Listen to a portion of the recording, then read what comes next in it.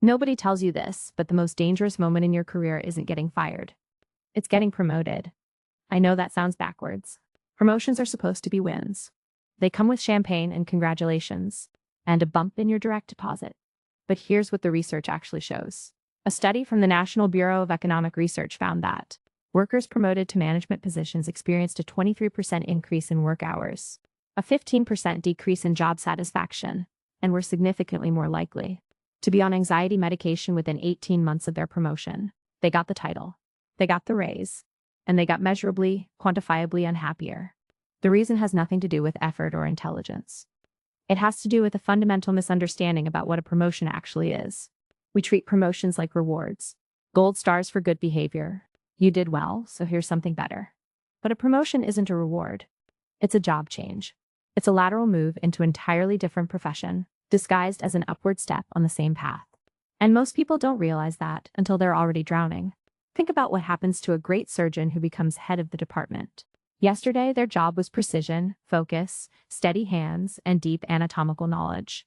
Today, their job is budgets, scheduling conflicts, HR complaints, and board presentations. Those aren't related skills. They're not even in the same universe of human capability. But we pretend they are because both jobs exist within the same hospital. We act like leading a department is just surgery, plus extra responsibility. It's not surgery at all. The military figured this out decades ago, by the way. That's why they have entirely separate tracks. A Navy SEAL operator can advance to Master Chief Petty Officer without ever becoming an officer who commands from behind a desk. They recognize that the person you want breaching a door at 3 a.m. is not necessarily the person you want planning logistics for 400 troops. Different nervous system. Different brain, different job. But corporate America never learned this lesson.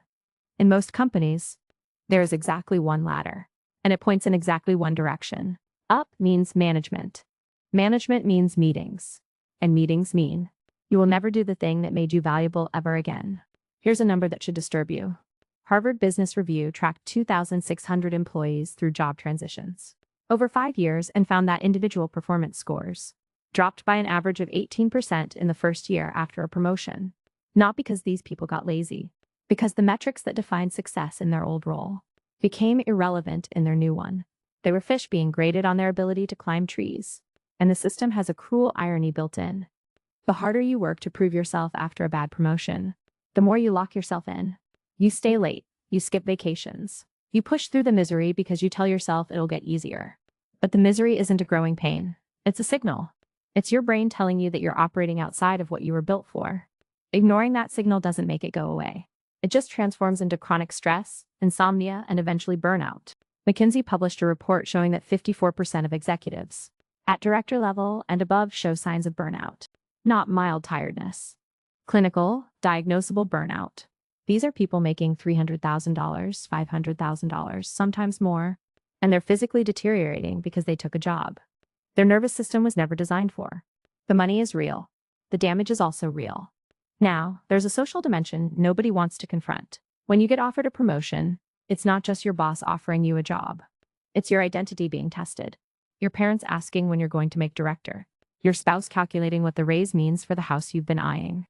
Your college roommate posting their VP title on LinkedIn while you're still a senior analyst. The pressure to say yes comes from everywhere, except the part of your brain that actually knows what you're good at. And that social pressure creates a selection bias.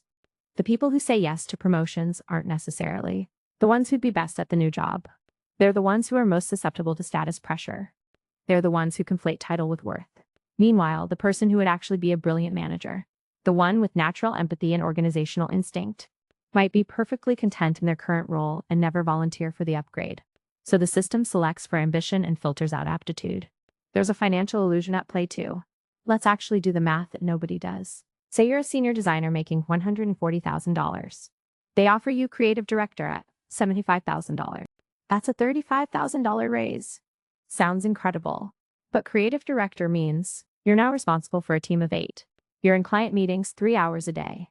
You haven't opened Figma in 2 months. Your stress has tripled. You're working an extra 12 hours a week minimum. Do the real calculation. That extra $35,000 divided by the extra 600 hours. A year you're working comes out to about $58 an hour before tax. You just sold your creative soul, your mental health, and your evenings for less than a decent freelancer charges. And that's assuming you don't flame out and lose the position entirely within 2 years, which statistically, you probably will. Meanwhile, what if you'd stayed as senior designer and spent those extra 12 hours a week building a side practice?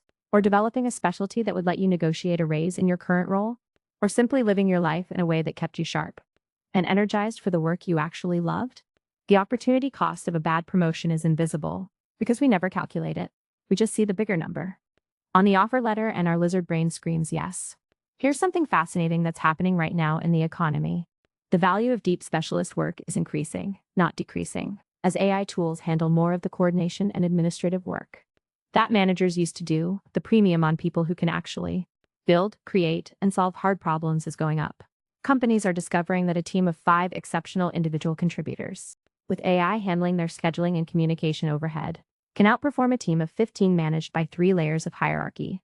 The future doesn't need more managers. It needs fewer managers and better craftspeople.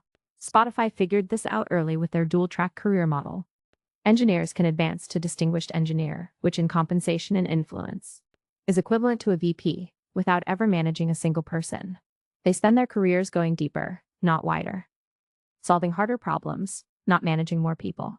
And Spotify found that these deep track specialists had 34% higher retention rates than their management track equivalents. They stayed longer because they were happier. They were happier because they were doing work that matched their actual capabilities. Paul Graham wrote about the maker's schedule versus the manager's schedule years ago, and it's more relevant now than ever. A maker needs 4-hour uninterrupted blocks to produce their best work. A manager's calendar is sliced into 30-minute increments. These aren't just different preferences, they're fundamentally incompatible modes of operating. When you promote a maker into a manager's schedule, you don't just change their tasks. You destroy the conditions under which their brain functions optimally. You're asking a deep-sea diver to do their best work in a swimming pool. So how do you actually navigate this? First, you need a brutally honest inventory of what you're good at and what energizes you, not what impresses other people, not what looks good on paper, what activities put you in a state where time disappears and you feel genuinely alive. If that's building things, designing things, writing code, closing deals, whatever the core craft is, then you need to protect that at all costs, because that's where your economic value actually lives. Second, you need to decouple money from hierarchy in your mind. This is the critical mental shift. Money is a negotiation. Title is a negotiation. They don't have to be bundled together. You can negotiate higher compensation for exceptional individual contribution. You can ask for equity, bonuses, project-based incentives, or premium specialist rates that match or exceed what the management promotion would have paid. The conversation is harder, but the outcome is better. Third, and this is the part that requires genuine courage, you have to be willing to disappoint people. Your boss who picked you for the role. Your family who's been waiting for you to make it. The voice in your own head that equates staying put with failing. Disappointing those expectations in the short term is what protects your long-term career from implosion. I've watched people I know take promotions they didn't want, struggle for 18 months, get quietly moved back to their original level, and spend 2 years recovering their confidence. The damage of a bad promotion isn't just professional, it's existential. It makes you question whether you were ever good at anything. It's much harder to recover from a failed promotion than from a declined one. The data on this is unambiguous. Gallup's State of the Global Workplace Report shows that managers are the single largest variable in team engagement, accounting for 70% of the variance. That means when you accept a promotion you're not suited for, you're not just hurting yourself. You're statistically likely to damage the engagement, productivity, and even the mental health of every person who reports to you. Bad management cascades. It multiplies. One wrong promotion can degrade an entire division over time. The people who win the long game aren't the ones with the most impressive LinkedIn trajectories. They're the ones who found the intersection of what they're excellent at, what the market values, and what doesn't make them want to drive into a guardrail on Monday morning. That intersection might be one level below where everyone expects you to be. And that's fine, because the person operating at their peak, producing exceptional work year after year, sleeping well, showing up energized, that person will always outperform the stressed out, promoted beyond their depth manager, who's just trying to survive until Friday. The system wants you to climb until you break. Every performance review, every career conversation, every well-meaning mentor is pushing you upward, whether or not upward is where you belong. Your job is to know yourself well enough to resist that gravity when it stops serving you, not because you lack ambition, Because you have the kind of ambition that actually leads somewhere good. The ambition to be genuinely excellent rather than merely elevated. That's not settling. That's the most strategic decision you'll ever make.